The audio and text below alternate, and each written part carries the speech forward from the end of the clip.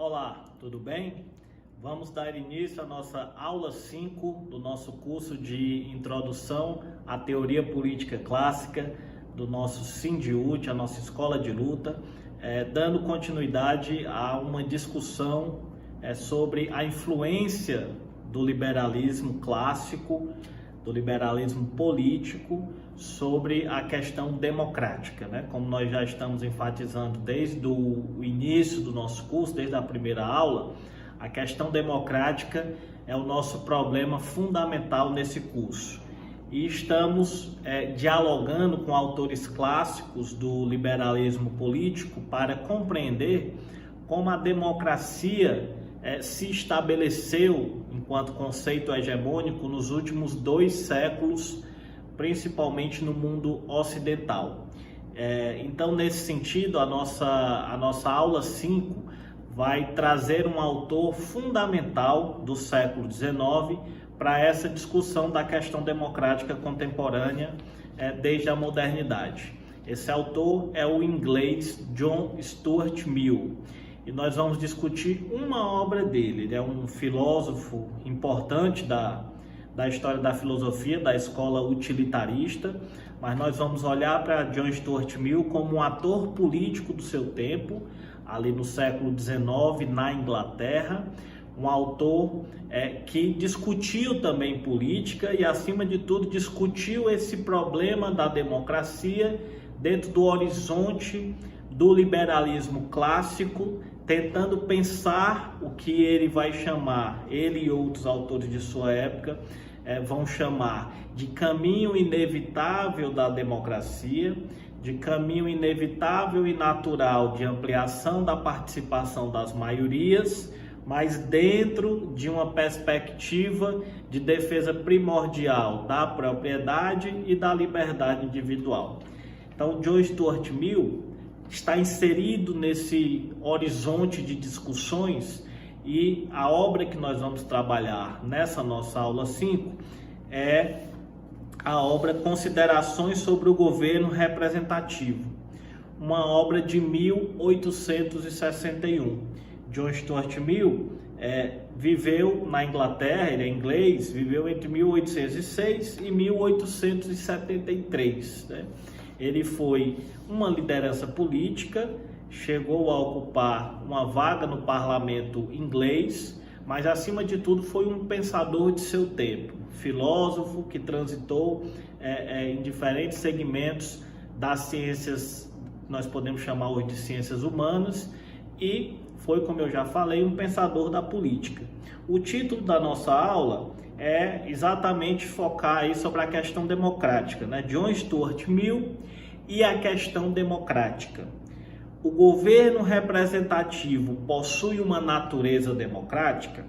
Então, pela pergunta que está colocada no título da nossa 5ª aula, dá para perceber que nós vamos, a partir deste livro, dessa obra de John Stuart Mill, de 1861, nós vamos estabelecer um percurso formativo de discussão dessa relação entre a representação e a democracia, tomando como um eixo dessa triangulação essa questão do liberalismo na política.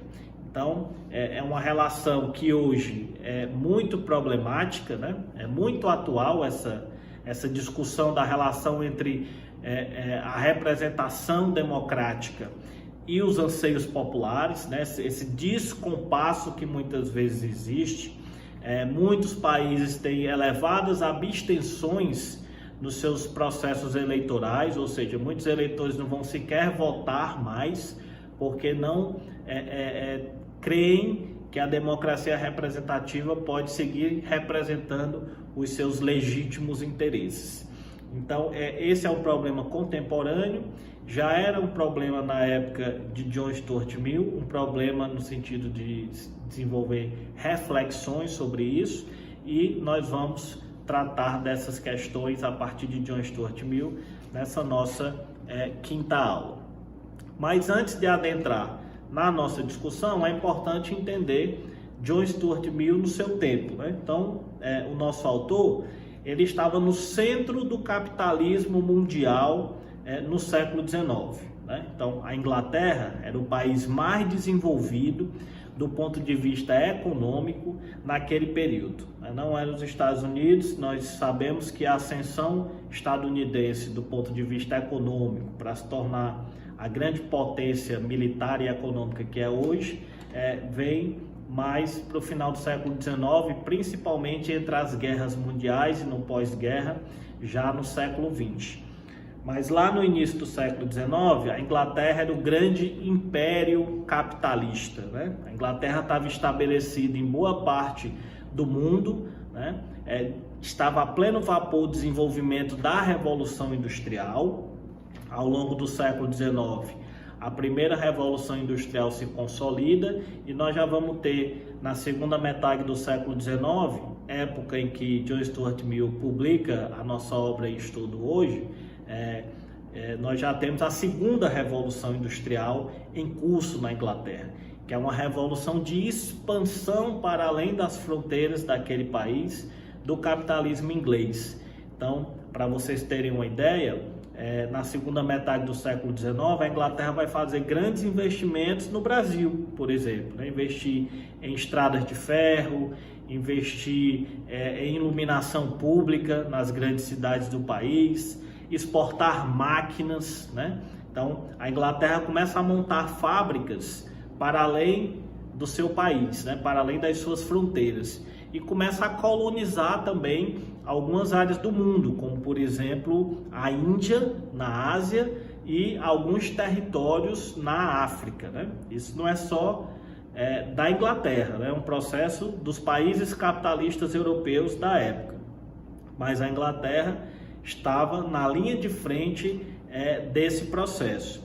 Então, John Stuart Mill está vivendo essa pujança econômica do país mais desenvolvido do mundo do ponto de vista do capitalismo. Ele está vivendo o imperialismo inglês, na época que ele publica a sua obra O Governo Representativo, a colonização afroasiática, a expansão do capital, como eu já mencionei, a expansão dos investimentos das grandes empresas inglesas, que caminha junto com o governo. E aí um destaque importante para isso, né? John Stuart Mill, ao pensar a política, ele está pensando esse processo em que era preciso estabilidade institucional. É uma coisa que os liberais se preocupam muito nessa época. Nós já vimos nas aulas anteriores com Tocqueville, com os federalistas, até mesmo com Maquiavel, a importância da estabilidade institucional, a importância de se reconhecer uma sociedade cada vez mais diversa, mas que essa sociedade tenha seus anseios atendidos pelo Estado, pelos governos, e que a estabilidade das instituições estatais sejam mantidas. Essa é uma preocupação deles. E no expansionismo capitalista inglês do século XIX, as grandes empresas levam capital, os grandes bancos levam seus investimentos, mas é o Estado inglês que leva a força das armas, né? É o exército inglês que vai estar presente na Índia, que vai estar presente na África, que vai estar presente como imposição estatal do ponto de vista da colonização, do ponto de vista da regulação desse mundo colonial através das leis aprovadas no parlamento.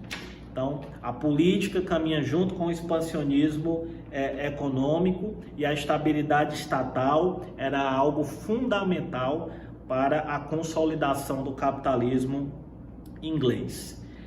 Além disso, um outro problema muito importante que o John Stuart Mill discute é exatamente a superação do absolutismo monárquico, né? Esse é um problema para os liberais daquela época. Todos eles discutem isso no sentido de defender a propriedade e a liberdade individual. Então, se no absolutismo tudo era do rei e a liberdade maior era do monarca, que tinha a soberania plena, nos regimes liberais, posteriormente vão ser chamados de democráticos, eles vão tentar fazer essa combinação do liberalismo com a democracia, que é uma das coisas que nós estamos vendo nesse curso. A ideia de se opor ao absolutismo passa diretamente pela ideia de defender a liberdade individual e a propriedade nesse caminho, né?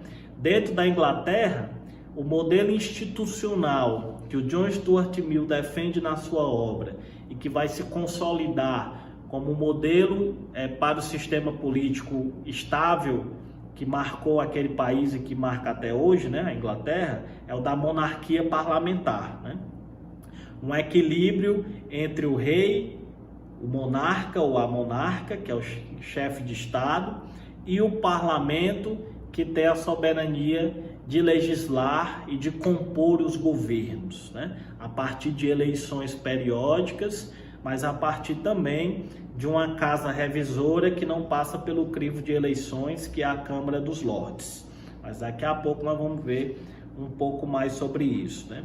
Uma outra questão que John Stuart Mill tem no horizonte de suas preocupações, assim como Tocqueville e os federalistas, é como se opor não só ao absolutismo, mas também ao excesso de democratização, ao excesso de soberania popular, que eles vão chamar de excesso, né? Então, a referência histórica deles era a Revolução Francesa.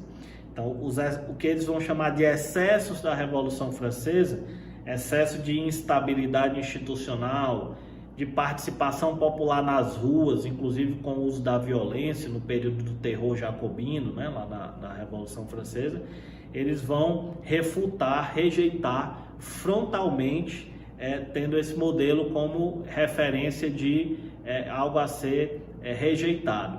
E ao mesmo tempo, para John Stuart Mill, no início do século XIX, o modelo dos Estados Unidos, do federalista, que nós vimos na aula anterior, na aula 4, é o modelo a ser seguido como um modelo que combina ampliação contínua da participação popular, estabilidade institucional, defesa irrestrita da liberdade individual e, acima de tudo, como eu venho destacando desde as aulas anteriores, a defesa da propriedade privada como um elemento basilar da composição desses sistemas políticos, né? Então, nesse sentido, e para concluir o contexto histórico aqui do John Stuart Mill, é importante ressaltar o diálogo que a obra dele traz com o federalista, os papéis federalistas estadunidenses, que foram objeto de estudo da nossa aula 4, né? Então, as questões e problemas principais que o federalista traz, o John Stuart Mill retoma num outro patamar, inclusive alguns liberais até o acusam de socialista, sob alguns aspectos, de defesa de maior participação popular, de voto feminino, enfim, questões que nós vamos ver daqui a pouco ao longo da nossa aula. Mas, ao mesmo tempo, o John Stuart Mill deve ser considerado como um autor clássico do liberalismo moderno e um autor que vai servir de base essencial para alicerçar o que se chama de Estado Democrático de Direito até os dias de hoje, que é um Estado, como nós já estamos enfatizando, fortemente influenciado pelas ideias liberais clássicas. Vamos seguir daqui a pouco com a nossa aula 5.